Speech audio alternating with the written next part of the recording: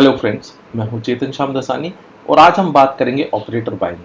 ये operating buying क्या होती है और हमें इससे कैसे बेनिफिट मिल सकता है। ऑपरेटिंग बाइंग को हम स्ट्रॉन्ग हैंड्स भी बोलते हैं, या ऐसे लोग जिनके पास एक शेयर की बड़ी क्वांटिटी है या इतना बड़ा पैसा है कि वे शेयर को कंट्रोल कर पाएं या शेयर को एक बल्क में खरीद पाएं।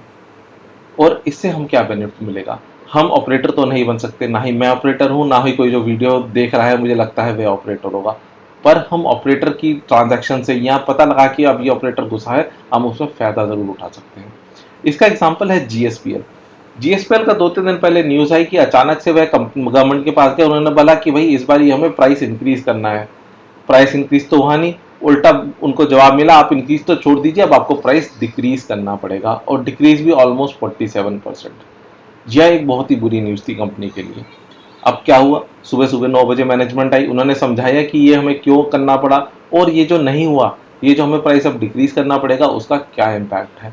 पर मार्केट वह सुनने के मूड में नहीं था, या ऑपरेटर का जानबूझ के यह सुनना नहीं चाहते थे। जैसे ही कंपनी ओपन हुई वह ऑलमोस्ट 20% के डाउन गई। अब इसमें हम देखते हैं लाइव कि ये असल में हुआ क्या था। तो हम चलते हैं ट्रेडिंग व्यू पे। ये आप देख सकते हैं, ये कंपनी का डेली का चार्ट है। हमने इस समय कभी भी आपको ऑपरेटर की बाइंग करनी हो तो आप मिनट बाय मिनट का चार्ट देखिए। ये था इसका क्लोजिंग ऑलमोस्ट 377, और जैसे ही ये गिरा सुबह ऑलमोस्ट 300 पे लगा। इस पॉइंट पे लोअर सर्किट हिट हुआ, और आप देख सकते हैं कोई भी ऑर्डर नहीं था, कोई भी इसमें बायर नहीं थे, सिर्फ सेलर ही सेलर थे। अराउंड 12:45 के आसपास अगर मैं यहाँ पे देखूं तो मेरे पास ऑलमोस्ट 3.648 मिलियन, ऑलमोस्ट 36 लाख के ओपन ऑर्डर्स थे। 36 लाख लोग रेडी थे ये शेयर बेचने के लिए ऑलमोस्ट लोअर सर्किट में। अचानक से एक ऑपरेटर आया और उसने सारा का सारा माल खरीद लिया। अब इसमें दो प्रश्न आते हैं। सबसे पहला, मुझे कैसे पता कि ये ऑपरेटर था।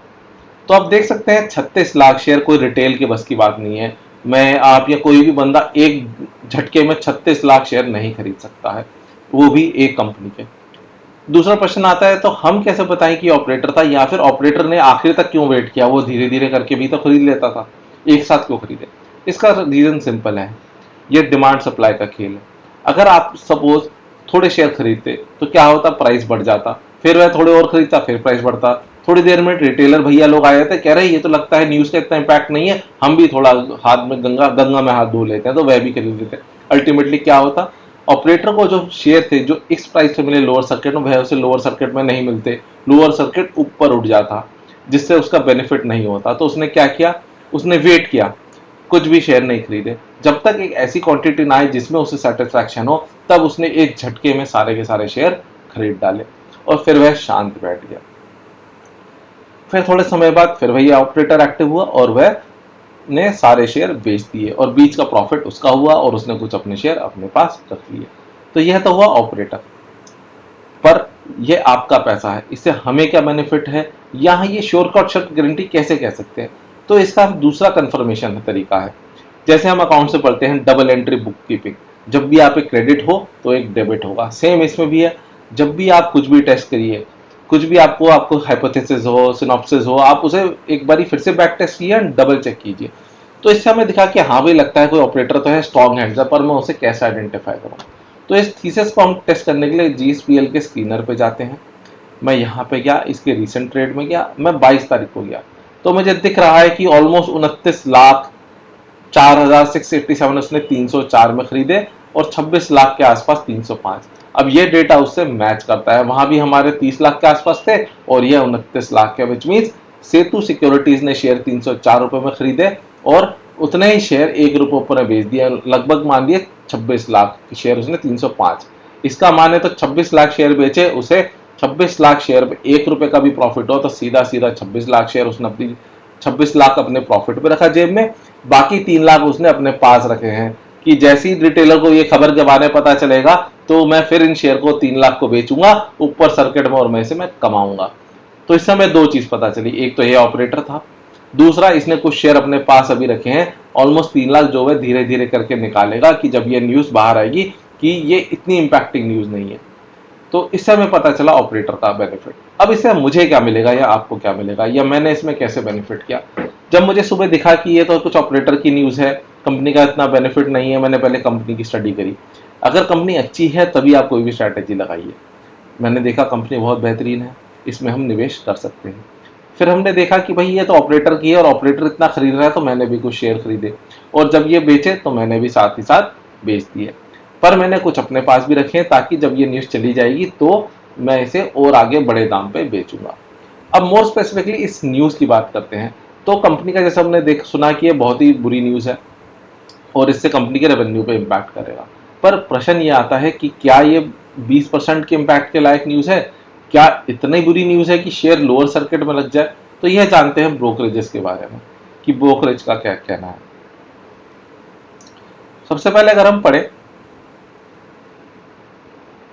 कोटक के बारे में, so Kotak has downgraded GSPL to reduce from buy the target of 360। तो कोटक भैया कहते हैं कि हमने इसे 360 का टारगेट दे दिया। करंट प्राइस तो 302 है, तो ऑब्वियसली ये तो अभी भी प्रॉफिट है, तो ये कोई इतनी बुरी न्यूज नहीं है। न्यूज बुरी है बट अभी भी ये करंट प्राइस से आपको अच्छा खासा गेन मिल जाएगा 300 से 360 का, तो ये एक बुरी न्यूज नहीं है। दूसरे का भी देखते हैं एमके का। एमके वाले भैया भी कहते हैं कि इसका हमने प्राइस अब 370 रुपए कर दिया है, क्योंकि ये नेगेटिव है, प्राइस था तो हमने रिड्यूस किया है। ऐसा नहीं है कि ये शेयर बुरा हो गया है। और मेरी मानिए, अगर आप डिटेल में अगर आप इसे पढ़ेंगे तो कंपनी का नेट प्रॉफिट में सिर्फ ये 4% का इम्पैक्ट है, 47% का नहीं है। सपोज आप एक दुकान खोलते हैं, लेट्स से समोसे की या डोसे की दुकान खेलते हैं, डोसे में आपने वड़ा भी रखा है, डोसा भी रखा है। आपने बोला कि भैया वड़ा तो मुझे बहुत सस्ते दाम पे बेचना पड़ेगा, क्योंकि मैं ज्यादा नहीं बढ़ा सकता, क्योंकि बगल में एक भैया खुल गए हैं बड़ा वाला है, वो तो मेरे से ऑलमोस्ट उतनी क्वालिटी दे रहे हैं पर प्राइस आधा है, तो मुझे कम करना पड़ेगा। पर मैं डोसे का सेम प्राइस दूंगा। तो क्या अब ये कंपनी बेकार हो गई? क्या डोसे वाली दुकान बेकार हो गई? हमें यह जानना जरूरी है कि उसके बड़े बिकते कितने हैं। हो सकता है उसके बड़े तो इतने बिकते ही नहीं जितने उसके डोसे बिकते हैं, तो इतना प्राइस पे इम्पैक्ट नहीं है, तो ये जानना जरूरी है। पर जब ये न्यूज आई तो किसी ने भी इस पर ध्यान नहीं दिया कि कितना इसमें इम्पैक्ट है। टोटल रेवेन्यू का ये सिर्फ 4% इम्पैक्ट है, उसके बदले 20% गिरा है। हम बाकियों की भी न्यूज देख लेते हैं। आईसीआईसी ने 304 दिया, वो भी अब करंट प्राइस के ऑलमोस्ट ही है। और बाकियों की देखें, एमके की हमने डिस्कस कर ही ली है और ज्यादातर की भी हमने देख ली है। और बाकियों की हम देखिए, प्रभास लीलाधर सॉरी, उन्होंने क्या बोला है? उन्होंने बोला कि this has finally ended the overhang and there is no scope left for further negative, which means अब जितना बुरा हो चुका है, अब ये यहाँ से ऊपर ही उठेगा। अगर किसी शेयर को नाले में गिरना था, वह गिर चुका है, अब ये यहाँ से ऊपर ही उठेगा और इसका टारगेट क्या है? 392। अब आप सोचिए, आप इन दोनों थ्योरीज को आपस में जोड़िए। एक बंदा जो ऑपरेटर था, उसने कुछ शेयर खरीदे, उसी समय बेच दिए ताकि उसने इमीडिएट गेन बनाया। कुछ शेयर उसने अपनी जेब में रखे कि जब ये लोगों को बात समझ में आएगी तब मैं इन्हें बेचूंगा और तब मैं प्रॉफिट कमाऊंगा। तो इस तरीके से हम ऑपरेटर को आइडेंटिफाई कर सकते हैं और इसी तरीके से हम शॉर्ट टर्म या हम कह सकते हैं मोमेंटम या न्यूज बेस्ड ट्रेडिंग कर सकते हैं। पर एक चीज बहुत जरूरी है, आप कोई भी चीज ये सब करिए, सबसे पहले कंपनी को देखिए कंपनी कैसी है, क्योंकि ये कोई एफडी नहीं है। मान लीजिए ये चीज ऐसे नहीं हुई, या लेट्स से कि 1 साल से भी ज्यादा टाइम लग गया या इस कुछ ज्यादा टाइम लग गया, तब आप क्या करेंगे? तो आपको कभी बेचना नहीं है, आपको लॉस नहीं लेना। तो पहले आप कुछ भी स्ट्रैटेजी, कुछ भी न्यूज, कुछ भी करने से पहले कंपनी के बारे में पढ़िए।